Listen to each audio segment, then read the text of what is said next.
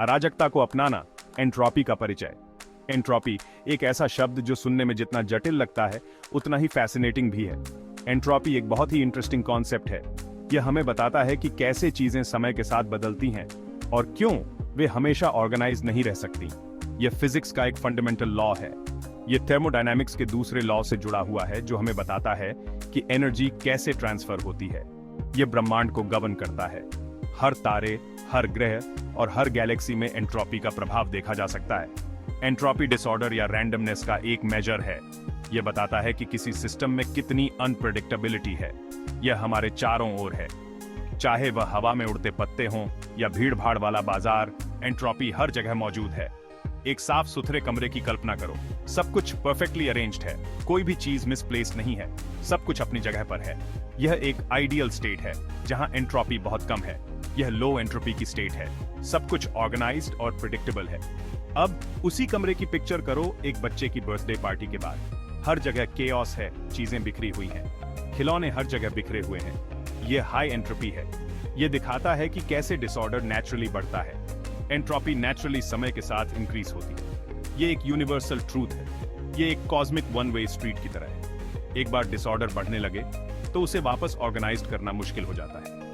हम इसे अपनी रोजमर्रा की जिंदगी में देखते हैं, चाहे वह खाना बनाना हो या सफाई करना, एंट्रोपी हर जगह है। अपने कपड़ों पर वेयर एंड टियर या किसी पुरानी इमारत के स्लो डिके के बारे में सोचो।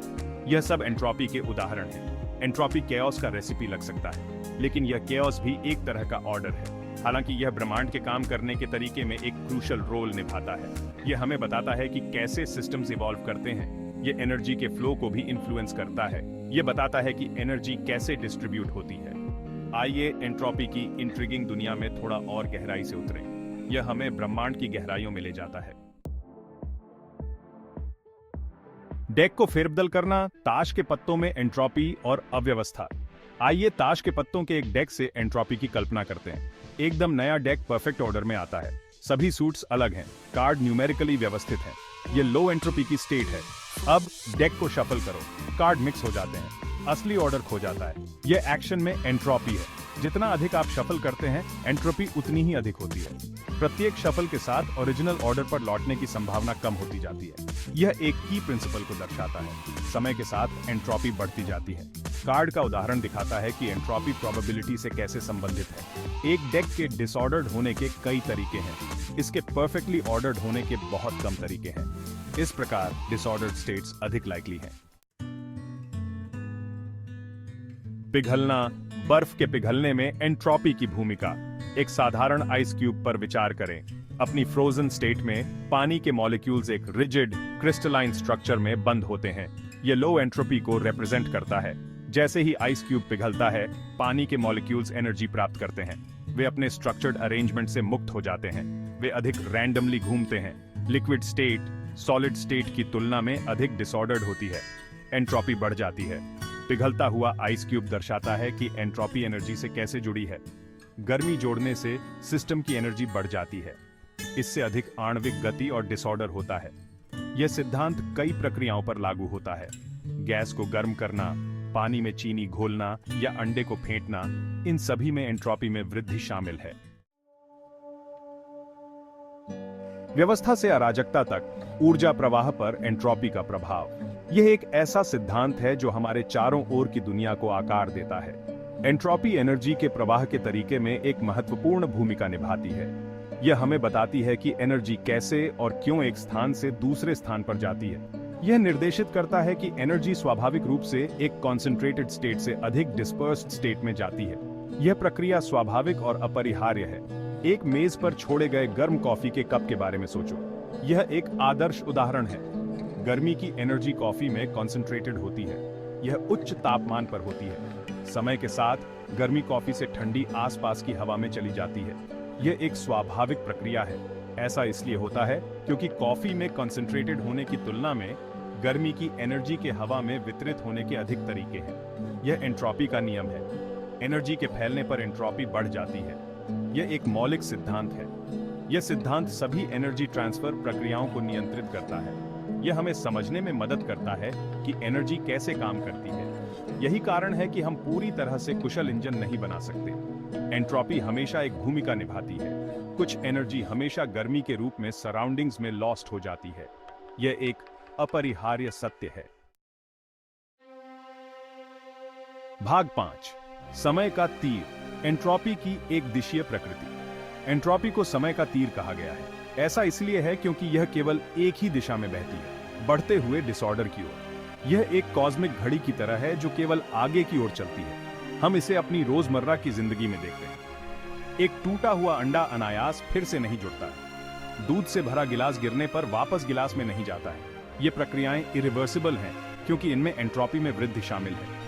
एंट्रोपी की यूनिडायरेक्शनल प्रकृति के गहरे निहितार्थ हैं। यह हमें समय बीतने का एहसास दिलाता है। यह इस बात की भी सीमा निर्धारित करता है कि शारीरिक रूप से क्या संभव है। भाग 6, जीवन का संतुलन, अधिनियम, एंट्रोपी और जीवित जीवों का क्रम। पहली नजर में जीवन एंट्रोपी की अवहेलना करता हुआ प्रतीत होता है। यह एक ऐसा चमत्कार है जो हमें प्रकृति की जटिलता और सुंदरता की याद दिलाता है। जीवित जीव हाईली ऑर्गेनाइज्ड और जटिल होते हैं। उनके भीतर इंट्रिकेट सिस्टम्स होते हैं जो उन्हें कार्य करने और जीवित रहने में मदद करते हैं। वे एक ऐसे ब्रह्मांड में व्यवस्था बनाए रखते हैं जो डिसऑर्डर की ओर जाता है। यह एक निरंतर संघर्ष है, एक संतुलन जो हमेशा बनाए रखना पड़ता है। हालांकि जीवन ऊष्मागतिकी के दूसरे नियम का उल्लंघन नहीं करता है। यह नियम कहता है कि किसी भी बंद प्रणाली में एंट्रोपी हमेशा बढ़ती है। जीवित जीव अपने आसपास की एंट्रोपी को बढ़ाकर अपने आंतरिक क्रम को बनाए रखते हैं। वे अपने वातावरण से ऊर्जा लेते हैं और उसे अपने जीवन के लिए उपयोग करते हैं। वे ऐसा एनर्जी की कंज्यूम करके और अपशिष्ट उत्पादों को छोड़कर करते हैं।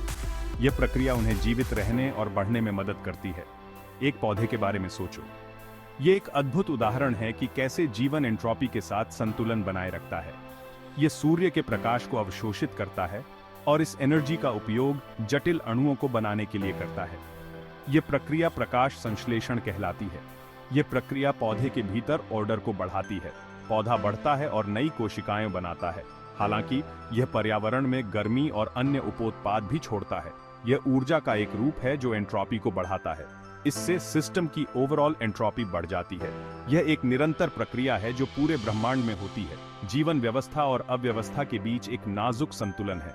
यह संतुलन हमें प्रकृति की अद्भुत शक्ति और जटिलता की याद दिलाता है। यह एंट्रोपी के निरंतर मार्च के सामने स्व संगठन की अविश्वसनीय शक्ति का प्रमाण है। जीवन की यह क्षमता हमें प्रेरित करती है और हमें सोचने पर मजबूर करती है कि हम इस संतुलन को कैसे बनाए रख सकते हैं। भाग 7, फैलता हुआ ब्रह्मांड। ब्रह्मांडीय पैमाने पर एंट्रोपी। ब्रह्मांड के बारे में हमारी समझ में एंट्रोपी एक महत्वपूर्ण भूमिका निभाती है। ब्रह्मांड का लगातार विस्तार हो रहा है। जैसे जैसे इसका विस्तार होता है, पदार्थ और एनर्जी अधिक फैलते जाते हैं। इससे एंट्रोपी में ओवरऑल वृद्धि होती है। ब्रह्मांड का विस्तार गुब्बारे को फुलाने जैसा है। जैसे जैसे गुब्बारा बड़ा होता जाता है, उसकी सतह पर लगे बिंदु एक दूसरे से दूर होते जाते हैं। इसी तरह जैसे जैसे ब्रह्मांड का विस्तार होता है, आकाश गंगाएं एक दूसरे से दूर होती जाती है। इस विस्तार के ब्रह्मांड के दीर्घकालिक भविष्य के लिए गंभीर निहितार्थ हैं। जैसे जैसे एंट्रोपी बढ़ती रहती है, ब्रह्मांड अंततः अधिकतम डिसऑर्डर की स्थिति में पहुंच सकता है। भाग 8, ब्रह्मांड की ऊष्मा, मृत्यु, एक संभावित भाग्य। ब्रह्मांड की लगातार बढ़ती एंट्रोपी का एक संभावित परिणाम ऊष्मा मृत्यु है।